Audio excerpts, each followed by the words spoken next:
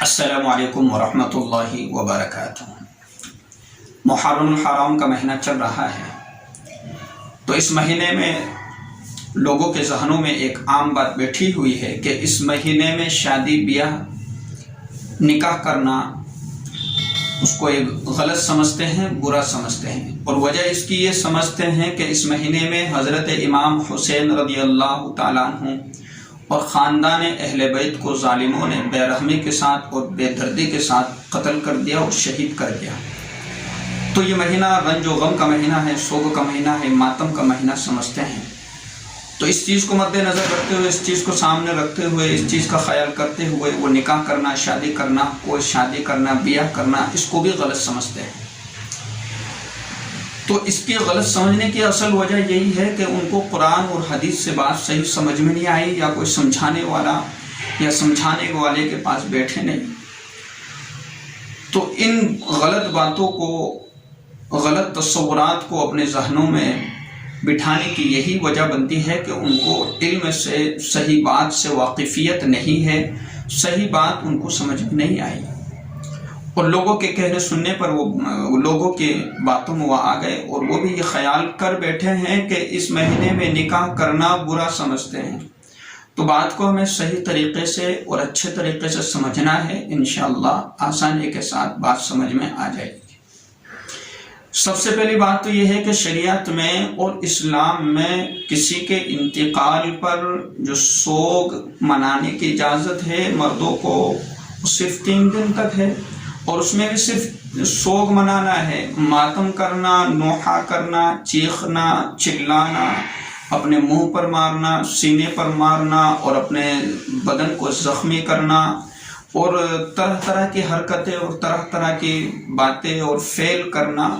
اس کی شریعت نے بالکل بھی اجازت نہیں دی ہے۔ جب شریعت نے اور اسلام نے ماتم کرنے کی، نوحہ کرنے کی، چیخنے اور چلانے کی اجازت نہیں دی، تو پھر ہم یہ سب کام کیوں کر رہے ہیں؟ غلط ہے۔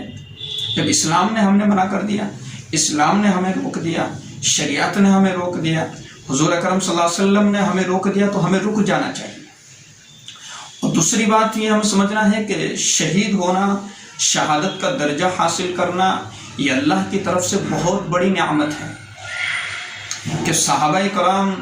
اور نبی علیہ السلام کے دلوں میں اس چیز کی تمنا ہوا کرتی تھی، اس چیز کی خواہش ہوا کرتی تھی، شوق تھا ان کے دلوں میں، جذبہ تھا کہ ہم اللہ کے راستے میں دشمنوں سے مقابلہ کرتے ہوئے ہمارا انتقال ہو، ہمیں شہادت کی موت نصیب ہو، ہمیں شہید کا درجہ ملے، ہم اللہ کی بارگاہ میں جائیں تو ہمیں شہادت کا درجہ حاصل ہو۔ ان کی یہ تمنائیں تھی، شوق تھا۔ تو جس شوق کی بنیاد پر وہ کام کر رہے ہیں، اللہ نے اس شوق کو پورا کیا اور انہیں شہادت کا درجہ عطا فرمایا۔ تو پھر شہادت کا درجہ ان کو ملا، تو یہ بہت بڑی نعمت ان کو ملی ہے۔ خوش نصیب لوگ ہیں کہ انہوں نے شہادت کے درجے کو حاصل کیا ہے۔ لیکن آج ہم لوگوں کی باتوں میں آ کر کے جو نعمت ان کو ملی ہے، اور خوشی خوشی اس نعمت کو حاصل کر رہے ہیں، اور آج ہم اس پر ماتم کر رہے ہیں، نوحہ کر رہے ہیں، اپنے ذہنوں میں غلط باتیں بٹھا رہے ہیں، تو ہمیں سمجھنے کی ضرورت ہے۔ تیسری بات یہ ہے کہ حضور اکرم صلی اللہ علیہ وسلم نے اسی طریقے سے حضرت علی رضی اللہ تعالیٰ عنہ کا نکاح حضرت فاطمہ الزہرا رضی اللہ تعالیٰ عنہ سے اسی مہینے میں ہوا ہے۔ تو اس مہینے میں نکاح کرنا، شادی بیاہ کرنا، اسی طریقے سے اس مہینے کو ایک غلط سمجھنا، یہ سمجھ والی بات نہیں ہے، عقل سے بھی سمجھ میں نہیں آتا ہے۔